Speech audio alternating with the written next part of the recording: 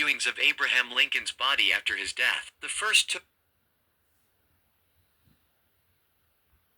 as partially true. There were actually two public viewings of Abraham Lincoln's body after his death. The first took place in the East Room of the White House on April 19, 1865, the day after Lincoln was assassinated. The casket was open for mourners to pay their respects. After the White House viewing, Lincoln's body was prepared for a long journey back to his hometown of Springfield, Illinois, where he would be buried. The funeral train traveled through several states, and there were scheduled stops along the way for public viewings of the casket. The second public viewing was held at the Illinois State Capitol building in Springfield on May 3, 1865.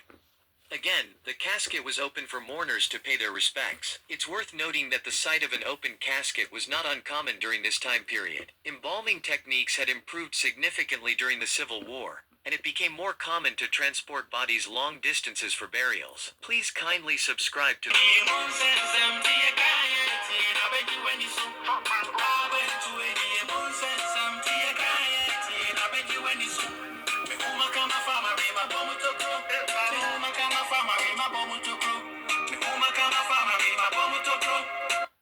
scenes of daily life. Nomadic communities adapting to the rhythm of the Nile. Burial practices take shape, reflecting early beliefs in the afterlife. Bodies laid to rest with simple grave goods, signifying a connection to spiritual realms. These rituals in stone provide a glimpse into the evolving cultural tapestry of the Nile Valley. Eager to uncover more mysteries? Subscribe now and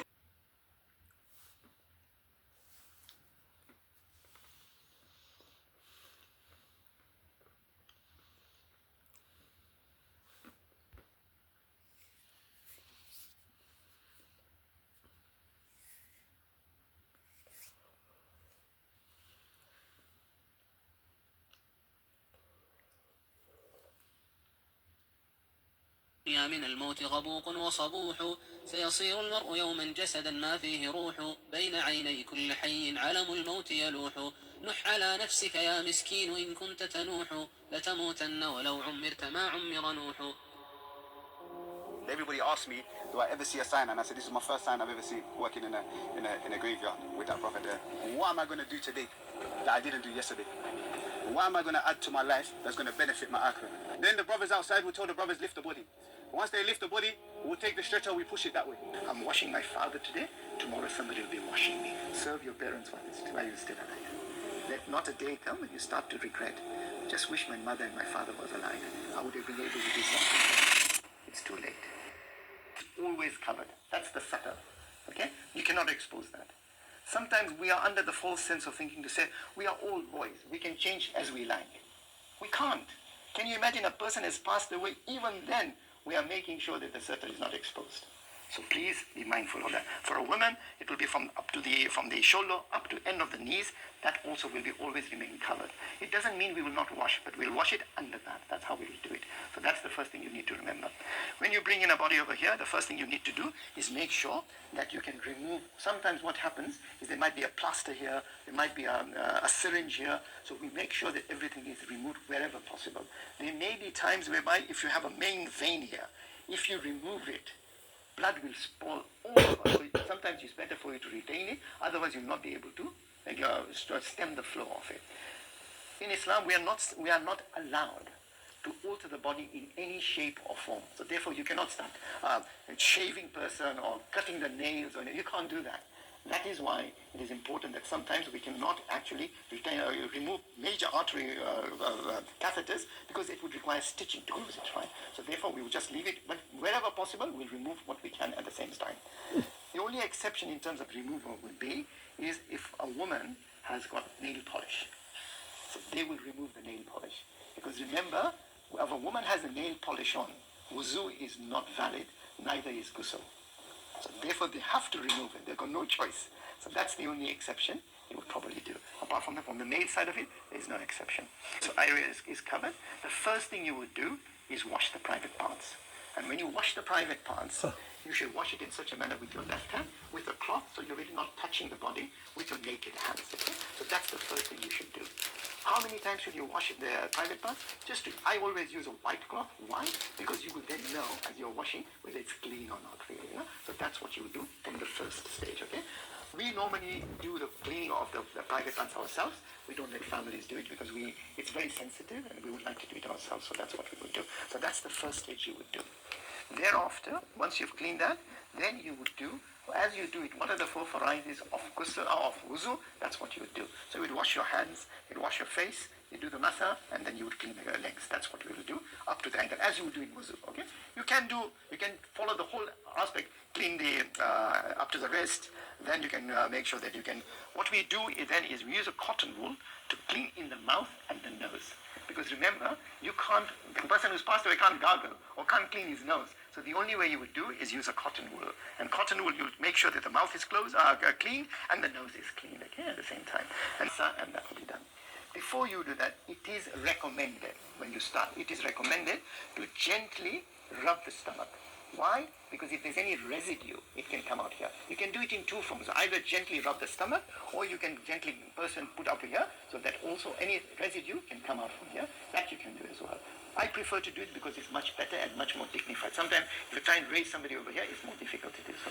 So you do that private parts, you do the wuzu side of it, then the next thing you need to do is you need to wet the body. And the way to do it is the sunnah method. Is first, you wash the right hand side, okay? On this side, on the surface, you turn the body at the back, then you do it on the other side, the left hand side, and the same way. So entire body is wet. Because remember, what are the three varieties of ghusl?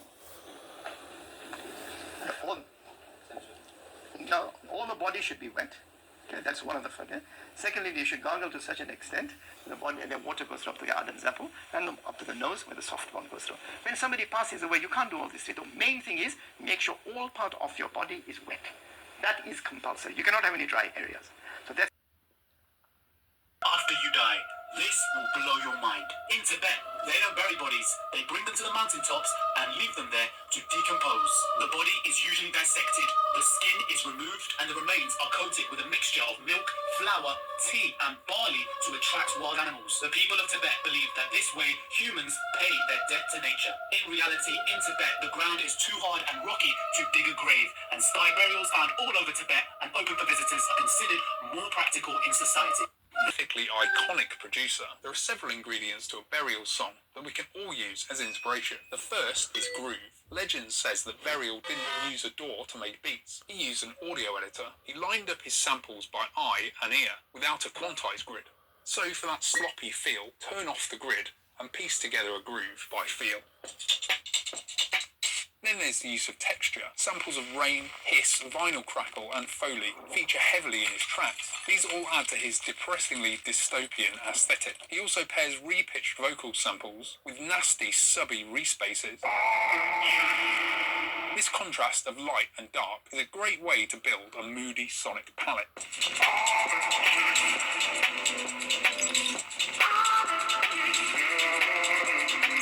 St George's Chapel, Westminster Abbey and the Tower of London's chapel. There are many of England's kings and queens buried. Some over the centuries have had their coffins and burial vaults opened, and what was found inside was remarkable. For example, Edward I, his tomb was opened 5 centuries after his death, and it was discovered that his remains were very well preserved, so well preserved that his face was recognisable. Inside the Tower of London's small church, the bones and remains of Queen Anne Boleyn, the most notorious wife of Henry VIII, were discovered, and these were then later reburied with much more dignity than they went into the ground. St George's Chapel is one of the most populated burial sites of the royal family, and the royal vault underneath is even becoming rather crowded. Because of this, a burial ground was created for the future monarchs' families to be interred in. In this video, we will look at the different stories of the men and women buried inside of the royal vaults across England and document what happened when these vaults were opened. So, it was Henry III who rebuilt Westminster Abbey to honour Edward the Confessor, whose relics and body were placed in a burial vault and shrine in the centre of the abbey. Around this, many of the kings and queens of medieval England are buried in large tombs and shrines. Most of the kings and queens of England from Edward the Confessor's time onwards, until the death of King George III in 1760, are buried at Westminster, including most of the Tudors, excluding Henry VIII, the victor of the Wars of the Roses, Edward IV, and the executed King Charles I, who were all buried close to each other inside of St George's in Windsor. Following George III's death, most monarchs were buried in Windsor. But the tombs of the kings and queens of Westminster Abbey have been opened a number of times throughout the years. There are 17 English, Scottish and British monarchs buried in the Abbey, and the final two buried with full tomb effigies are Elizabeth I and the executed Mary, Queen of Scots. We will now explain some of the burial vaults inside of Westminster Abbey and the tombs, and what happened when these were opened. One of the most powerful medieval monarchs to rule over England was Edward I, who is often known as the Hammer of the Scots. Edward was a warring king, but he was very well respected. But following his death in July of 1307, his body was taken to Westminster Abbey in burial. Edward I's corpse had been well prepared, and he wrapped tightly in a cerecloth, which was renewed with wax years later. His tomb was opened in 1774, 4 centuries after his death, and what was discovered was remarkable. It was said that the chin and lips were entire, but without any beard. A sinking or dip between the chin and the upper lip was very conspicuous. Both the lips were prominent, the nose short, as if shrunk, but the apertures of the nostrils were visible. There was an unusual fall or cavity on that part of the bridge of the nose which separates the orbits of the eyes, and some globular substance, possibly fleshy part of the eyeballs, was movable in their sockets under the envelope. Edward I had been buried in some rich clothes which had also survived very well, and it was said that over the cerecloth was a tunic of red silk damps, above that a stole of thick white tissue crossed the breast, and on this, at 6 inches distant from each other, quatrefoils of filigree, work of gilt metal, set with stones, imitating rubies, sapphires, amethyst. Edward I's tomb itself is a vault, and he is interred within this, and it is very different to other kings' tombs, as it is not covered with an effigy, and instead is very plain. Buried close to Edward I is Henry V, the skilled commander of the English at the Battle of Agincourt. Henry died whilst in France, and his body was then repatriated back to England, and he was interred inside of Westminster Abbey on the 7th of November 1422. His funeral was huge, and he wanted a chantry chapel to be built over his tomb, and this is what happened. Still today, Henry V's body is kept in the vault under this tomb, and the vault under the chantry chapel that was built around it, and this tomb does stand out when compared to others. It is more lavishly decorated, and on top of the tomb is a lifelike effigy of Henry V that does show the king in a very close resemblance to portraits of him, and this was probably made from his funeral effigy, which was placed on top of his coffin. Henry V's tomb was opened in 1953, over 500 years after his death. It's not known why his tomb was opened, but some work previously had been done around the tomb, and it was discovered that the body of another man was interred practically in the same vault as Henry. The reality of this was that the work had disturbed the floor of Henry V's chantry chapel, and found within, nearby in a stone-lined grave, holding a crozier and a gold ring, was the body of Richard Courtenay, the Bishop of Norwich, and close friend of Henry V. Henry V had him buried in the Abbey, and it may have been stipulated that the king wanted his close friend buried nearby. It would also have been rude not to mention the fate of King Henry V's queen, Catherine of Valois. Catherine was left unburied for 400 years, and her remains were even shown to tourists inside of the Abbey, and Samuel Pepys, the diarist, kissed the remains of the deceased queen on his birthday, seeing this as a rather morbid birthday present, defiling the dead. She was left in a box, disinterred for centuries. It's not known why she was not interred in the vault of her husband, Henry V, and it may have been due to her second husband being the grandfather of King Henry VII, and the Tudor king wanted to distance himself from Catherine of Valois, and Owain Tudor, her husband. Catherine's coffin was buried eventually, moved, and it was buried within a vault under St Nicholas's Chapel in 1778, and her remains were then moved to a permanent burial site under a new altar created in Henry V's chantry. This burial spot, her final burial spot under the altar in a vault, contains an inscription which states, "Under this slab, once the altar of this chapel, for a long cast dawn and broken up by fire, rest at last, after various vicissitudes, finally deposited here by..." For the Ultralink free Wi-Fi router, built with the same technology used in space stations. The England of Queen Victoria holds a very special fascination. It was a time of innovation and reform, of enterprise and exploration, and of empire. Victoria's England is a living memory for some, and its material legacy surrounds us. Yet it is hard, amongst the distractions of our very different age, to appreciate its force and character. There is a place where this is possible, where it can be said Victoria's England lives. This is Highgate Cemetery, a few miles from the centre of the capital.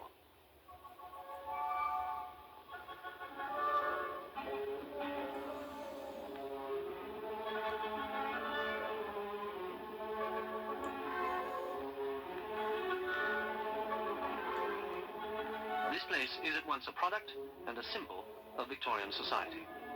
It is a physical survival, enclosed, untouched, and homogeneous. But it is much more than this, for it reflects the spirit of its time. It was an age of improvement and reform, and it was out of such a movement that Highgate was born. A stern public morality often masked an obsession with correctness and propriety. Nowhere is this confusion better shown than in the Victorians' attitude to death. And Highgate reflects the society itself, for buried here are those who made that England.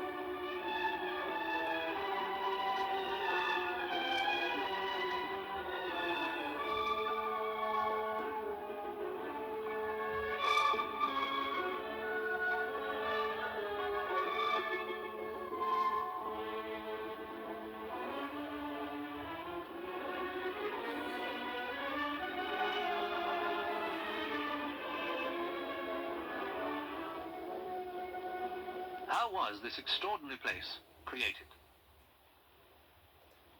For centuries, the natural resting place for the dead was the churchyard, like this one, St. Bartholomew the Great at Smithfield. The parish buried its own, and space was always available. As population swelled, the problem of accommodating the urban dead grew more acute. It came to a head when plague struck in 1665. Pits were dug to inter vast numbers quickly and to try to stem infection. When, a year later, fire cleared much of overcrowded London, those charged with its rebuilding saw the chance to achieve a lasting solution. Sir Christopher Wren urged the creation of cemeteries outside towns. How I wish all burials in churches and churchyards might be disallowed. But his call went unheeded. To create more room, churchyards often rose well above the land around. This was no answer to a greater crisis still to come.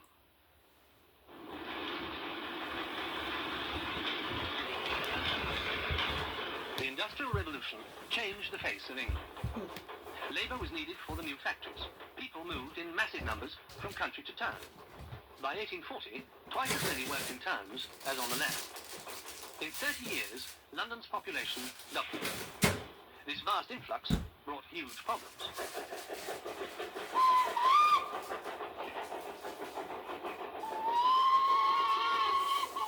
The poor lived in narrow, noisy, teeming streets, with neither sanitation nor privacy. Mortality in cities was far higher than elsewhere. A professional man might live to 44. A labourer could die at 22. Three-quarters of poor children died before they were 5. The living sometimes endured conditions with a frightening resemblance to those of the dead. These coffins were nightly homes for the poorest Londoners.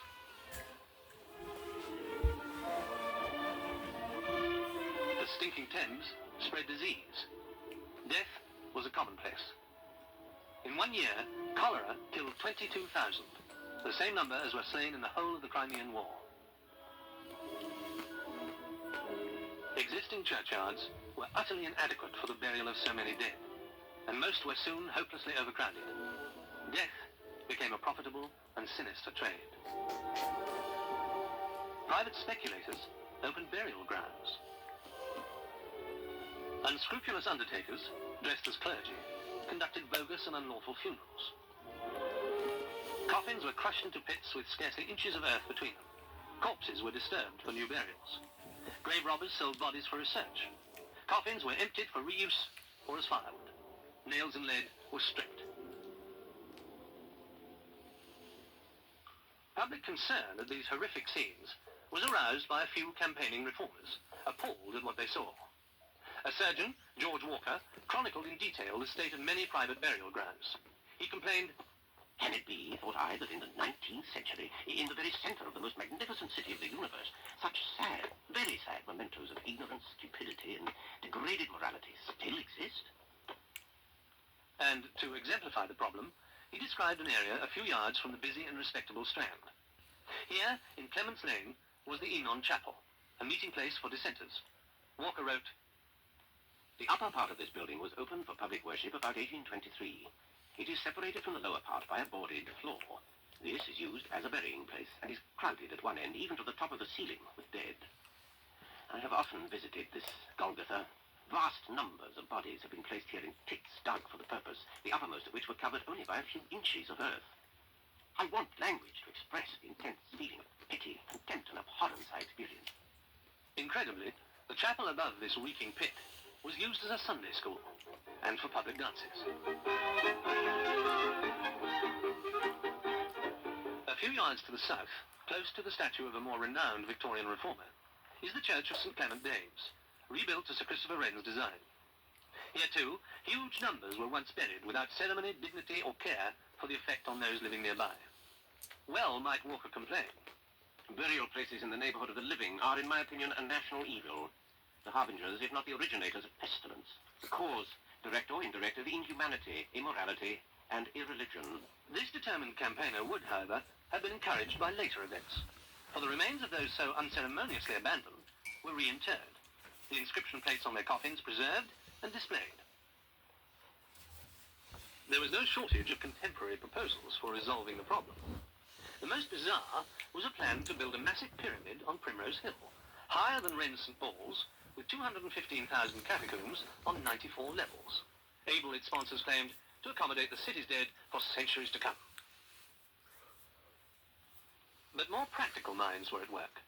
John Claudius Loudon, a landscape architect, called, as Wren had done before, for the construction of cemeteries outside city centres. His ideas influenced the creation of a ring of 7 massive private burial grounds on the fringes of the capital. Highgate was built by the London Cemetery Company, founded in 1836. They chose a 20-acre site on land which for 200 years had been the estate of Lord Ashurst. In 1830, the manor had been demolished to make way for the Church of St. Michael, where Coleridge and his family are buried. The cemetery was designed by the company's founder, Stephen Geary, an inventive entrepreneur and the architect of London's first gin palace. Geary's plans were spacious and elaborate, with wide paths and spectacular features that would make Highgate unique.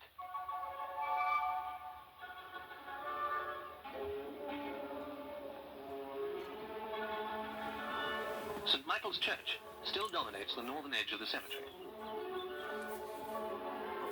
Below, almost hidden in summer, is what remains of Geary's romantic vision.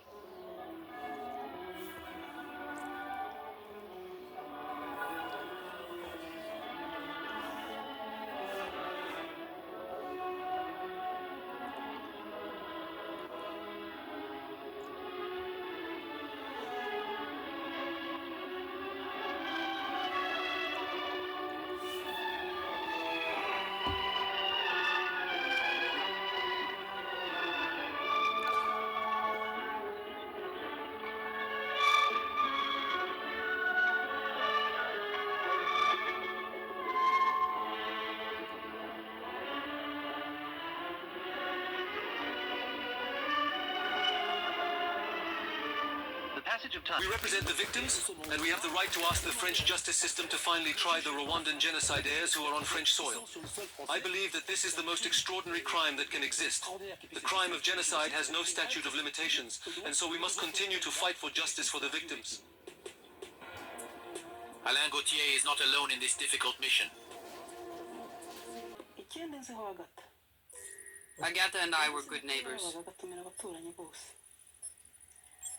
She often invited us to the residence when there were parties, for example.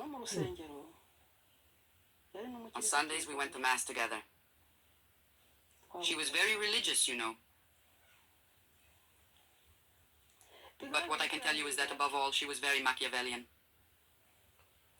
How did this good Christian woman let her presidential guard slaughter us like that? She had all the power. When the presidential guard left the scene, Florence was left for dead among the corpses of her family. The next day, the killers returned to finish off the wounded. They were led by Agata Habyarimana's own nephew, Joseph, alias the Animal, known to all for his cruelty. They dragged us out of the house to Agatha's pigsty at the residence. There before my very eyes, they cut up the bodies of mine into pieces bit by bit and fed them. Football, it has its ups and downs. Hope that he would be apprehended in some way, because it hurt us to know that someone so deeply implicated and deceived in the genocide was quiet somewhere in the world. Still working at the town's CHU. If you're a homeowner and don't have a will, then you need to know this. If you die without a will, the UK government could potentially take control of your estate and distribute it against your wishes. Your loved. There are the little bones of the phalanges. You can see the limb here with the... Voilà, qui sont... On voit bien, hein, là, le membre ici avec le...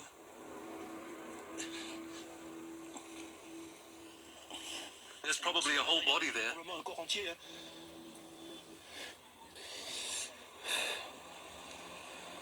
You can see why it's important to find out who's behind these crimes. Ils sont à l'origine de ces crimes, hein. For a large golden scale, where the jackal-headed god Anubis is weighing his heart against a pure ostrich feather. Ani was a real person, a scribe from the Egyptian city of Thebes who lived in the 13th century BCE. And depicted here is a scene from his Book of the Dead, a 78-foot papyrus scroll designed to help him attain immortality. Such funerary texts were originally written only for pharaohs, but with time, the Egyptians came to believe regular people could also reach the afterlife, if they succeeded in the passage. Ani's epic journey begins with his death. His body is mummified by a team of priests who remove every organ except the heart, the seat of emotion, memory, and intelligence. It's then stuffed with a salt called natron and wrapped in resin-soaked linen. In addition, the wrappings are woven with charms for protection and topped with a heart scarab amulet that will prove important later on. The goal of the 2-month process is to preserve Ani's body as an ideal form with which his spirit can eventually reunite. But first, that spirit must pass through the Duat, or underworld. This is a realm of vast caverns, lakes of fire, and magical gates, all guarded by fearsome beasts. Snakes, crocodiles, and half-human monstrosities with names like He Who Dances in Blood. To make things worse, Apep, the serpent god of destruction, lurks in the shadows, waiting to swallow Ani's soul. Fortunately, Ani is prepared with the magic contained within his Book of the Dead. Like other Egyptians who could afford it, Ani customized his scroll to include the particular spells, prayers, and codes he thought his spirit might need. Equipped with this arsenal, our hero traverses the obstacles, repels the monster's attacks, and stealthily avoids Apep to reach the hall of Ma'at, goddess of truth and justice.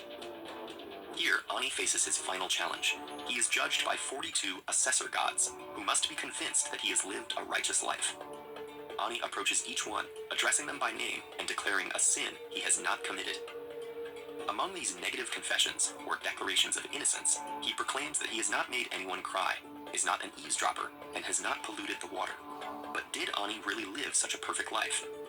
Not quite, but that's where the heart scarab amulet comes in. It's inscribed with the words, "Do not stand as a witness against me," precisely so Ani's heart doesn't betray him by recalling the time he listened to his neighbor's fight, or washed his feet in the Nile. Now it's Ani's moment of truth, the weighing of the heart. If his heart is heavier than the feather, weighed down by Ani's wrongdoings, it'll be devoured by the monstrous Ammit, part crocodile, part leopard, part hippopotamus, and Ani will cease to exist forever. But Ani is in luck. His heart is judged pure. Ra, the sun god, takes him to Osiris, god of the underworld, who gives him final approval to enter the afterlife.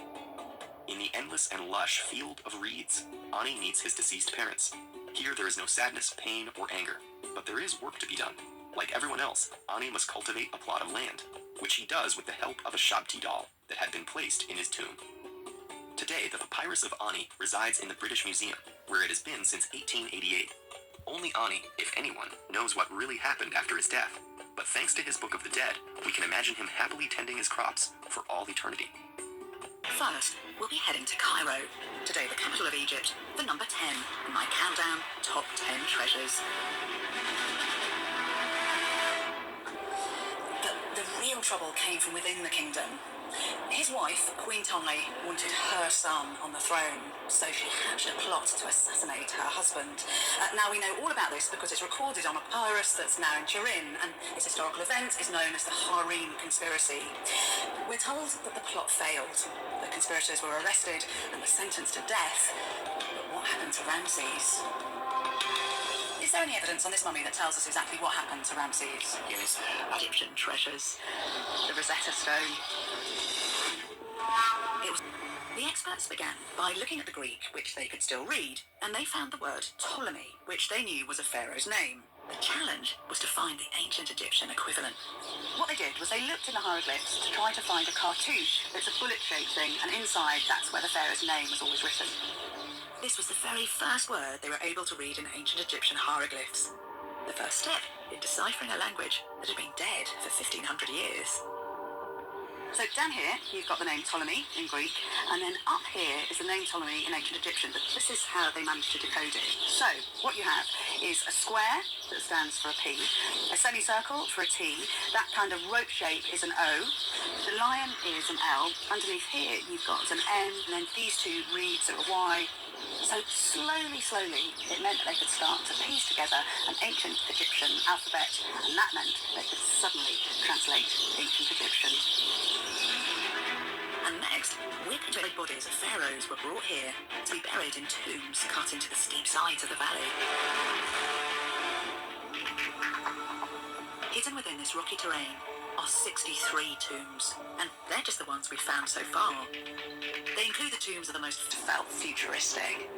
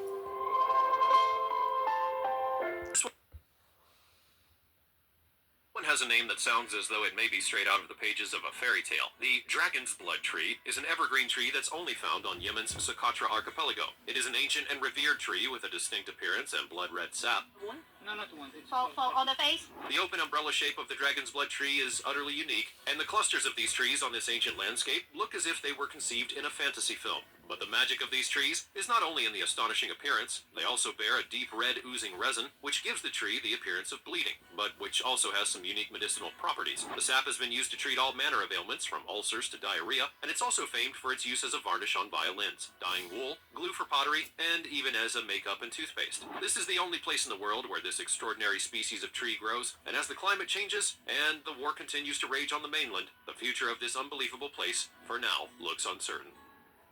Number 17. The giant sequoia.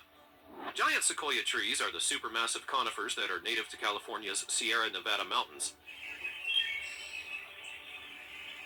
And they're some of the largest trees on the planet. They can grow to extreme heights of up to 300 feet, with truly gigantic trunks, and these ancient trees can live for over 3,000 years. General Sherman is the largest currently living tree, estimated to be between 2,400 to 2,800 years old, but that doesn't mean that this Jap is the biggest ever. Others have indeed been recorded with larger vital statistics, but sadly they are no longer in the alive category. The tree is a giant sequoia, located in the giant forest of the Sequoia National Park in California. General Sherman is officially the largest known single-stem tree in the world. The mighty sequoia has an estimated volume of over 52,000 cubic feet and the height of 274.9 feet. Although the tree is not the tallest in the world, it is the largest, as this is measured by its volume and mass rather than by its height. Go figure. General Sherman is pretty special, even though there have been others before him, and there are trees in the world that have grown taller, but the tree is an important thing and a precious piece of natural history within the United States. It does need protecting, though. California wildfires affect huge areas of forest every year, and they can cause untold amounts of damage to ancient woodland. So when there are fires anywhere near the old general, the Forest Service takes extra precautions to protect him and will wrap the tree in aluminum foil. But the trouble is, this snazzy outfit can also make the other trees feel jealous. They simply go green with envy.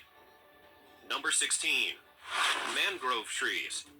Next up, we have mangrove trees. The thrills do never end. These are a unique group of trees that thrive in coastal and brackish water environments where few other plants can survive. They're typically found in tropical and subtropical regions around the world. They have an unusual ability to tolerate salt water, and this is achieved through specialized root systems that help to extract oxygen from the waterlogged salty soils. Carbon dioxide equivalents which are traded in the market. These roots and root systems adapt to provide stability and protection against erosion and storm surges, but as well as being good at surviving, mangrove trees do a lot more than their fair share of ecological work. They store massive amounts of carbon, which is super important in mitigating against climate change, and they're also nurseries for many marine species, as they provide a sheltered environment for young fish and other sea creatures. The root systems that these trees grow are excellent filters for pollutants, and they're also pretty good at trapping sediment, which means that they can actually clean the water in these coastal areas. As well as all of that awesome work, their mere existence provides a buffer against coastal erosion while helping to reduce the effect of storm surges for coastal communities. The mangrove, well, it's essentially a superhero for the entire coastline. Number 15. The rainbow eucalyptus tree. The rainbow eucalyptus is a fast-growing, tall species of tree that easily reaches heights of up to 246 feet and features a diameter of up to around 94 inches. But the size and fast-growingness of this tree is not what makes it stand out from the crowd. What does that is the tremendously colorful bark. The rainbow eucalyptus has smooth orange-hued bark, which peels off in strips, and as it does, it reveals a veritable rainbow of colorful layers beneath. There will likely be pale green, orange, red, and purple, as the bark is exposed to different stripes of color. This is the most vibrant and interesting in appearance in the natural environment of the rainbow eucalyptus tree, because those trees that are cultivated do not seem to display such bright and varied colors. But in the rainforests of Indonesia, the Philippines, and Papua New Guinea, where the tree is native, the displays are vivid and truly unique. Number 14. Bamboo. Loved by pandas and environmentalists alike, bamboo is an extremely versatile plant with many uses and unique characteristics, not to mention that it's one of the fastest growing plants on Earth. Some bamboo species can grow to be about 36 inches in a single day, which is wild, because you can literally watch it growing.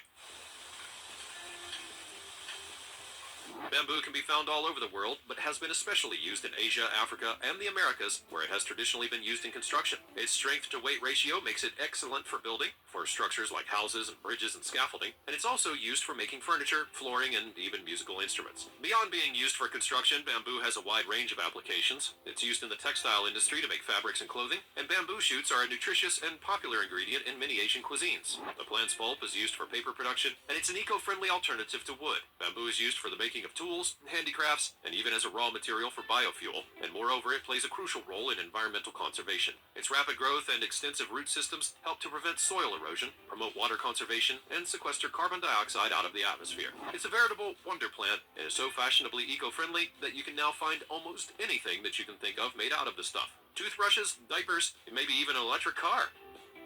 Number 13. Quaking aspen tree. The quaking aspen tree is a species of deciduous tree that's found for the most part in North America. They have striking white bark, distinctive heart-shaped leaves, and the ability for their leaves to quake or flutter in the wind, hence the name. Aspen trees are often found in large groves or strands due to their ability to reproduce through a network of underground roots, and although it appears to be a mighty forest, this is actually one of the world's largest living organisms. The forest is made out of 47,000 genetically identical quaking aspen trees, all of which stem from one single root system. These trees can reproduce by putting out seeds, but they are more commonly known to send up sprouts from their root system, which form a mass of small trees known as a clone. Known as pando, which is the Latin word for eye spread, this organism has been growing in Utah's Fish Lake National Forest for at least 80,000 years. But sadly, the 107 acres of living forest is also dying. It's been found to be in dramatic decline over the last few decades, and there's a fear that it may not make it. Deer and cattle have been eating the new saplings before the clones are able to fully regenerate, and it's had a dramatic impact on the size and scale of the grove. But really, the problem has been building over the last century. There's a lack of apex predators in the area. Those that used to control the populations of mule deer were aggressively hunted by humans and now do not exist in large enough numbers to keep the deer contained. Also, the cattle that cause the damage are allowed by law to graze in the area, despite the damages that it's causing to the historic landscape. A few small adjustments to the way that things are done could have a large and long-lasting impact on this incredible organism before it's too late. Number 12. The Traveler's Tree. The traveler's tree is a native plant of Madagascar, although the traveler's tree is not a true tree, but rather a large banana-like plant. However, it's made this list because it's cool. These trees have a huge fan-shaped leaf that will grow to resemble a giant open fan or a bird's tail, and the clever thing about the tree's plant design is that the leaves can actually reach up to about 10 feet in length. So you're already using ChatGPT, and well, that's awesome. There is As natural water reservoir by collecting rainwater at their base. Travelers and explorers in Madagascar have often relied on these water-filled leaf bases as a source of hydration, hence the name. So if you're ever caught out in Madagascar, you can actually drink in one of these plants. Top tip, you can thank me later. As well as all the useful water-collecting properties, these trees are also significant to the culture of Madagascar. Its parts are used in many crafts, for making mats, baskets, and hats, and also some more abstract stuff like in rituals and folklore. Number 11. Wollemi Pine. The Wollemi pine is also sometimes regarded to as a living fossil, but it's one of the world's most rare and ancient tree species. It was discovered in 1994 in a remote rainforest canyon in Wollemi National Park, Australia, and despite its recent so-called discovery, the tree has been doing its thing since time immemorial. Wollemi pines belong to the same family of ancient conifers as the monkey puzzle tree and the bunya pine. They have pretty distinct foliage with fern-like dark green leaves arranged in spirals along the branches. But the biggest thing about the Wollemi pine is its age. Fossil records suggest that these trees could date back to the time of the dinosaurs, approximately 200 million years ago. That makes them one of the oldest tree species on the planet and gives us some really interesting insights into the Earth's ancient ecosystems. These days, the conservation efforts for the Wollemi pine are focused on preserving and protecting the small population of trees that exist in the wild. The location of the original discovery is kept a closely guarded secret in order to prevent potential damages from human interference and disease. They're also attempting to propagate new trees in other places. Number 10. The maple tree. Now, I expect for you to know what a maple tree is, and even if you don't know what it's called, you have likely seen its leaves used in images somewhere at some time. It's even the main part of the Canadian flag. The maple tree is such a beloved symbol of beauty, resilience, and the changing of seasons in many parts of the world, and the term actually encompasses loads of different varieties. Over 100 species of Acer are included in this category. And people, well, they go nuts for the show that these trees put on in the fall. It is pretty lush, to be fair. In the autumn, their leaves will transform into a brilliant array of colors, from fiery reds and oranges to vibrant yellows.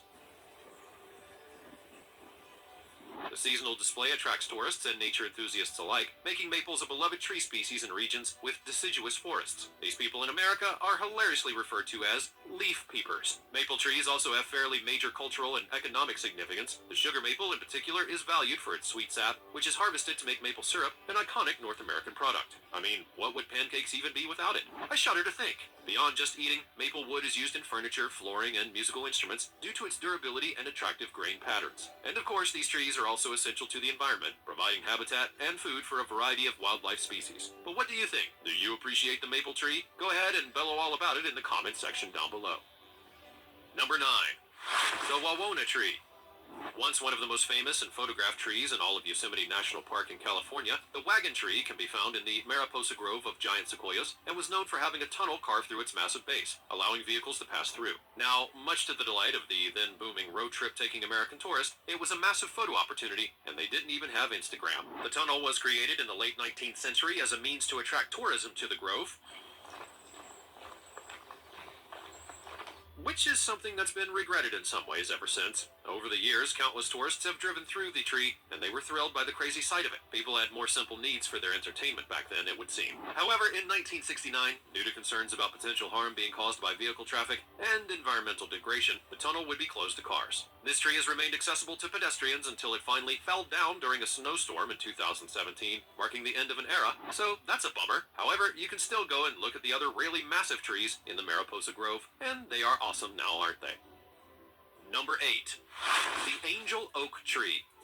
The Angel Oak Tree is located about 12 miles away from Charleston, South Carolina. This is one of the oldest living oak trees in the South and is considered a real gem in the heart of this historical area. More than 40,000 people visit the Angel Oak each year, and they marvel at its age and beauty. Believed to be around 400 years old, Angel Oak has had a long while to grow, so this remarkable tree has reached 66.5 feet tall, which is approximately the height of a 6-story building. The trunk of the mighty oak tree has a tubby circumference of 28 feet, and her longest branch measures 187 feet long. So, the tree is kind of a big deal. Oh, and one other thing, Angel Oak is said to be haunted. Yes, the tree is bound up in the history of slavery in the area. The legend goes that the bodies of slaves were hung from its branches, and vultures would then feast upon them. This is what people believed had caused the curse on the tree in the first place. There's also a story that it was sacred Native American ground, and it's led many people to believe that the place is deeply spiritual and that ghostly figures can be seen congregating around its base. Charleston, South Carolina is one of the most haunted places in America and has a ghost story for almost every single one of their historical places. The Angel Oak is at once beautiful and moving. Its ancient branches may indeed connect us to times of past and people who have sat in its shade and lived and died beside of it. And that's what a truly amazing place can do, after all. Number 7. Juniper trees. The juniper tree is a hardy evergreen tree that can be found all across the northern hemisphere. There are around 60 to 70 species of junipers, and they're all extremely adaptable, seemingly able to thrive in a whole bunch of different climates and terrains. That sort of bloke, hurrying like that, he'd love that. From arid deserts to high mountain ranges, junipers have needle-like leaves, which are generally colored green, blue-green, or silver-blue, and they often produce small and fleshy cones or berry-like structures. These cones are used to propagate new juniper trees, and are also a great source of food for a lot of wildlife, which includes birds and mammals. So, for humans, the juniper is used for the production of juniper berries, which are not really true berries, but modified kinds of cones. Juniper berries have a weird and slightly spicy flavor, and they are used as flavoring in all sorts of food and drink, most famously perhaps in the production of gin. Juniper trees also have nice aromatic wood and essential oils, which have been used in traditional medicine and as a fragrance in perfumes and cosmetics. As well as these practical things, the juniper has also been part of a various amount of traditions in different cultures. They've been associated with protection, purification, and warding off evil spirits, but they also play a vital role in stabilizing soils, preventing erosion, and providing habitat and food for wildlife, which makes them an essential part of many ecosystems, and that is no doubt the true source of their popularity all throughout history. Number 6. Ceiba pentandra. One of the largest trees in the American tropics, the silk cotton tree, has long been of great significance in the lives of people who live within the region. These massive deciduous trees are fast-growing and regularly reach heights of 80 feet or more, the largest one being measured in at 240 feet tall. The name of the tree is derived from the fruits that it bears. These oval-shaped fruits contain a lot of seeds, which are surrounded by I didn't know what milk did to wrinkles until I watched this. Good drink like fibers. When the fruits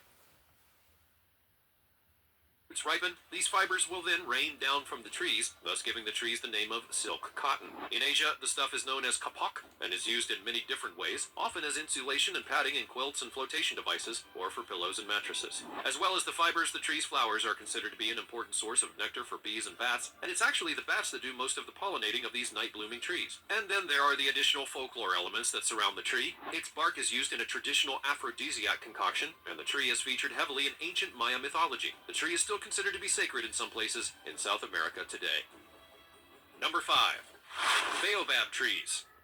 The baobab tree can grow to become absolutely massive. These colossal things can actually grow to be over 100 feet tall and may have trunks with a diameter as fat as 33 feet. That's a sizable waistband measurement indeed. Native to the island of Madagascar, to the mainland continent of Africa, and also to Australia, this tree is one of the classic shapes on the African landscape in particular. These large and interestingly shaped trees can also be found in many parts of Asia, where they've been introduced over time. These trees may grow to be very old. There is a tree in Madagascar which has been named Grandmother, and she's estimated to be a remarkably spry 1,600 years old. This tree is a useful and valuable source of food. Both the leaves and the fruit of the tree are edible, and they're often used in cooking as leaf vegetables. The fruit of the tree varies in flavor depending upon the species, and for example, the white pith of the tree in Australia has a tart citrus flavor known to taste like sherbet. In Angola, the dried fruit of the tree is often boiled and then used for juice and desserts, but in Zimbabwe, the fruit is often eaten fresh, or even stirred into porridge and then added into drinks. Number 4. Kaikomako. Kaikomako is a red cedar conifer tree from New Zealand. The evergreen tree belongs to the cypress family and has slender, upright growth and lovely smelling wood. It's delightful, I'm sure. But what else can it do? Well, these seem like regular tree things to me. This tree can reach 100 feet tall and have narrow, needle-like leaves that are dark green and arranged in flattened sprays. Their bark is reddish-brown and will peel off in lovely, satisfying strips to reveal a smooth surface underneath. The wood of the tree is highly valued for its durability and fine grain, and as a result of this, it's a sought-after material for construction, furniture, and even boat building. This tree is considered sacred by the indigenous people of New Zealand, and there are many beliefs that surround it, but mainly they just involve spiritual and healing properties. Pretty important stuff. Its bark is often used in traditional medicines as well as ceremonially, and of course, as a tree, it has a massively important role to the natural environment as well. It is a home and food source for many native birds and mammals as well as a whole boatload of insects, but unfortunately, like many things we see today, it is at risk. The tree is under threat by everything from introduced pests and diseases to habitat loss from encroaching human activity. Number 3. The silver birch. The silver birch's elegant appearance and striking white bark, which peels in thin, papery layers, gives it a silvery gray sheen, and that, my friends, is where its name comes from. Because this tree is very pretty and unusually colored, people like to plant it for all of the usual ornamental reasons. Silver birch trees generally grow up to about 50 to 80 feet, with a slender pyramid-type shape when young, and they gradually develop to a more rounded canopy as they get older. The leaves are small and green and serrated, turning a beautiful golden yellow in the fall, which provides a stunning display of autumn foliage for all of those leaf peepers. Lots of animals, birds, and insects make their home in these trees. It's especially important for European peacock butterfly larvae. Such a glamorous job, but someone has to do it. The wood has been used for generations to make everything from floors to furniture and even paper, and in Nordic countries, the silver birch is associated with many myths and legends believed to have some properties that connect it to renewal, purification, and protection.